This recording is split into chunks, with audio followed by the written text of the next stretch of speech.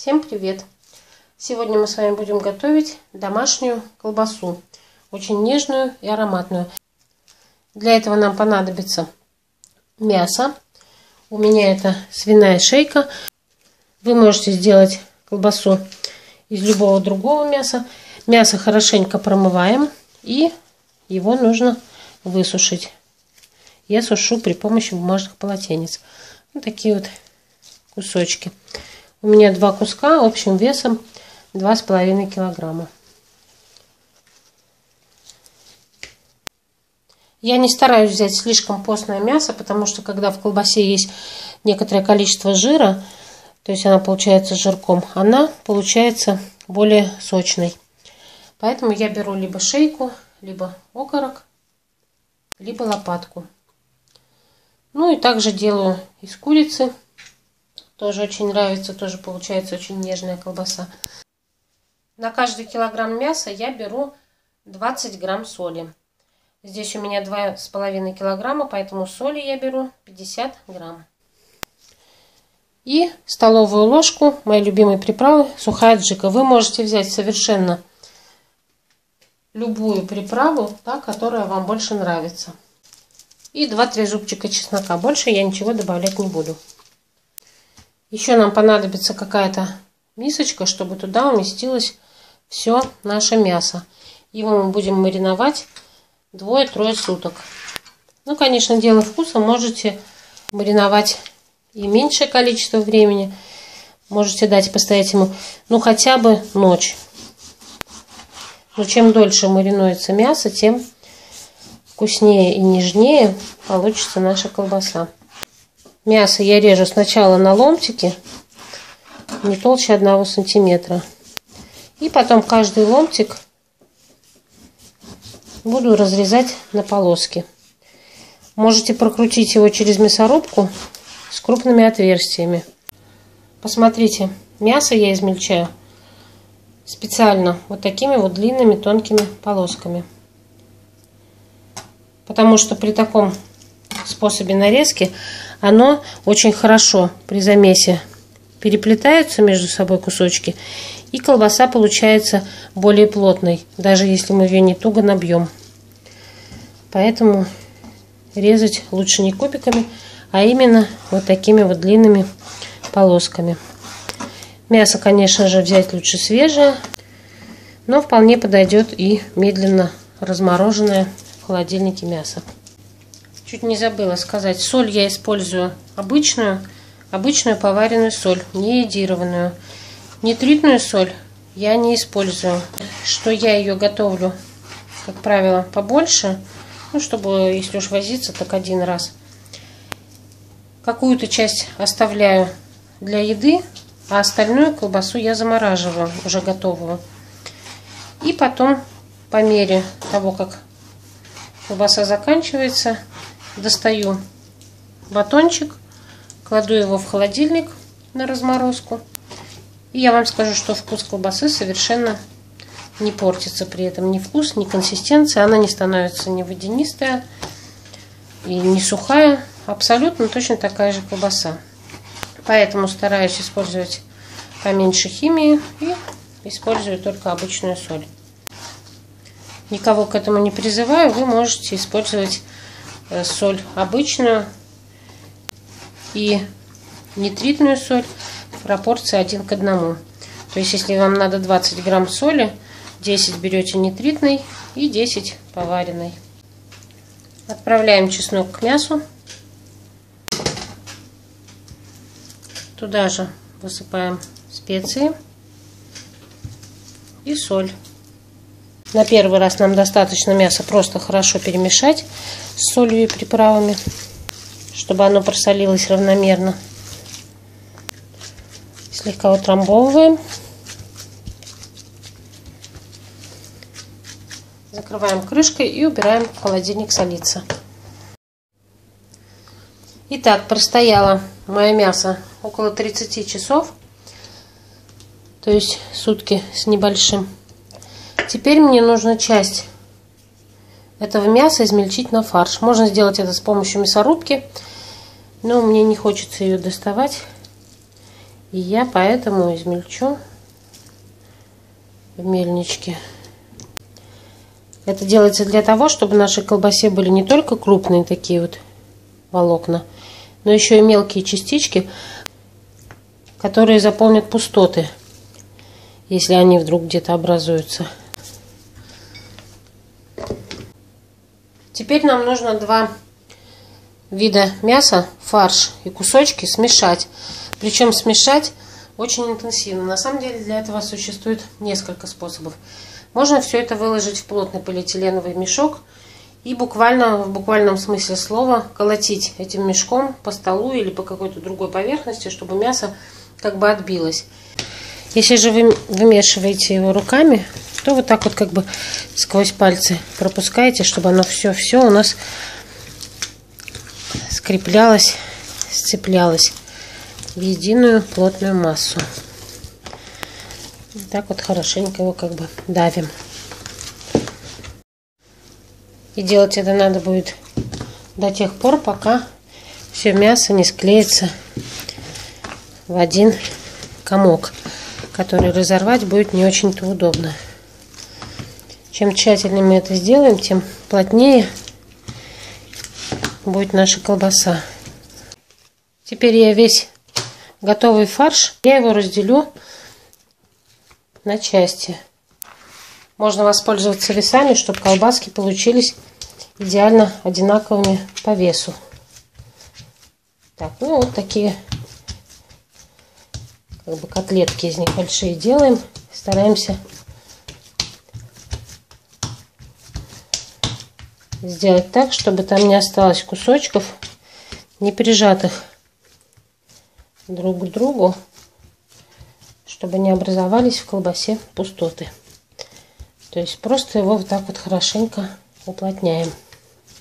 Любыми похлопываниями, притоптываниями, чем угодно выбиваем воздух, который мог остаться внутри наших комочков. Ну, примерно так, как мы делаем котлеты.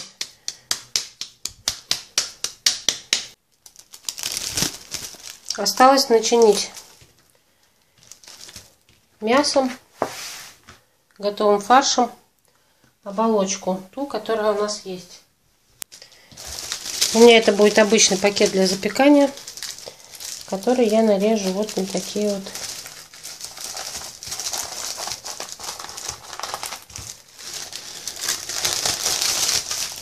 одинаковые полоски. Ну, где-то сантиметров, наверное, 35, 30-35. И берем один такой вот кусочек. Кстати, я не пользуюсь теми затяжками, которые есть в комплекте от рукава для запекания. Я беру обычную нитку, хлопок у меня для вязания, и нарезаю из него ниточки. Ими удобнее затягивать. Так, и внутрь отправляем отбитый, отшлепанный кусочек мяса. Размещаем его где-то посередке одной стороны. И постепенно уплотняя, сдвигаем его к одной стороне. Вот так вот.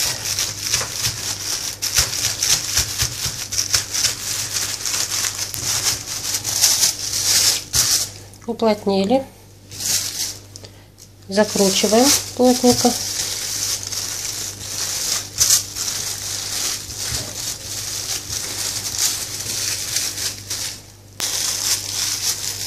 Собираем один хвостик.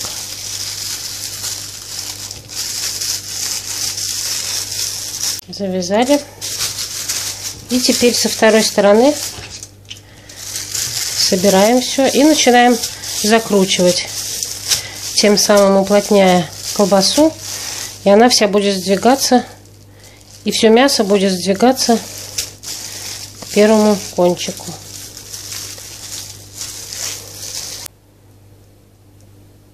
Вот такой вот плотненький должен получиться батончик. И завязываем вторую сторону.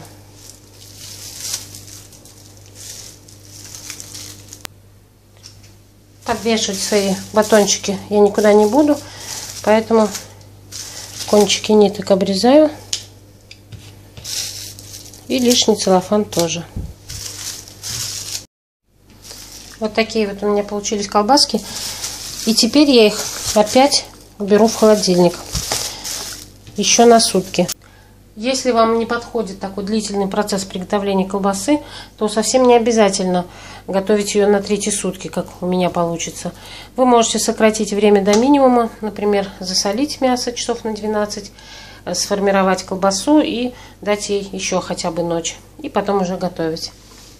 Накрываю крышкой и отправляю созревать колбасу дальше. Итак, пролежали мои колбаски еще чуть более суток. В общей сложности получилось почти 60 часов, 55-60 часов. Они стали такие плотненькие, жесткие. И осталось нам их приготовить. Эти 2 колбаски я отправлю в духовку. Ставлю их в духовку и включаю ее на минимальный нагрев. У меня духовка без термометра, ну, думаю, градусов 100. В идеале 80 градусов надо поставить.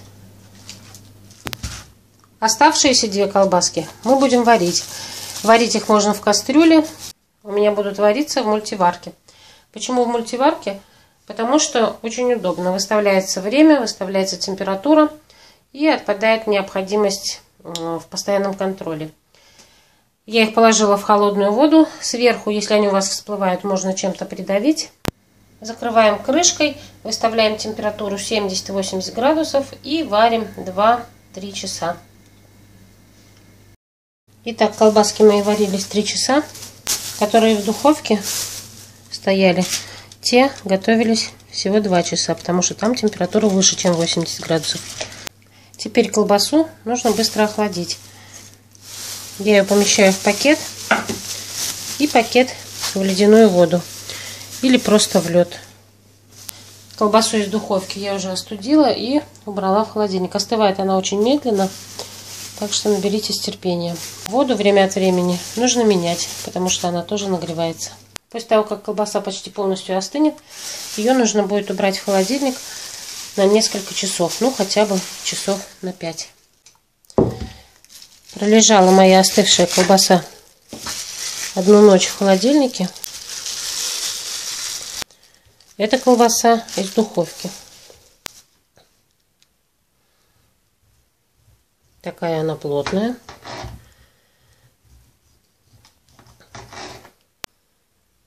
Ничего не разваливается, нет пустот. И колбаса очень сочная. То есть весь сок мы сохранили внутри. Второй батончик. Это из мультиварки колбаса. Тоже она пролежала ночь в холодильнике. И скажу я вам, что она получилась хуже. В каком плане хуже? Вот это вот желе, вот оно. Это так называемый бульонный отек. То есть, когда сок из мяса не остается внутри батона, а выходит под оболочку. И под оболочкой в виде бульона варится. То есть, мы в самом батончике чуть-чуть недополучаем сока. Ничего страшного, но лучше, конечно, чтобы этого не было. Происходит это по 2 причинам. Либо когда слишком быстрый нагрев был, нагрев должен идти медленный. Либо вторая причина, вот как произошло у меня. Я померила температуру в середине готовки, и температура была 86 градусов. Это очень много. Температура воды должна быть от 75 до 80 градусов. Тогда вот такого не случится. Нельзя, конечно, сказать, что колбаса испорченная, она будет сухая и жесткая. Нет, конечно же нет. Но все-таки основная наша цель — сохранить все соки внутри батона. Вот смотрите, такая же розовенькая, очень плотная колбаса. Она очень вкусная и однозначно полезней, чем магазинная, которая сделана неизвестно из чего. И я ее стараюсь вообще не покупать. А эта колбаса, по крайней мере, мы точно знаем, что сделана из мяса, что кроме мяса и специй здесь нет ничего. Такую колбасу с успехом можно приготовить даже на праздничный стол. Только учитывайте время, необходимое на готовку, и то, что она потом должна целую ночь пролежать в холодильнике, остыть. Ну, а у меня на сегодня все. Надеюсь, я вас вдохновила на приготовление домашней колбасы. Тем более скоро праздники, выходные длинные, так что кто-то, возможно, испробует этот способ и возьмет его на вооружение, откажется от магазинной колбасы. Всего вам наилучшего, отличного настроения и до новых встреч!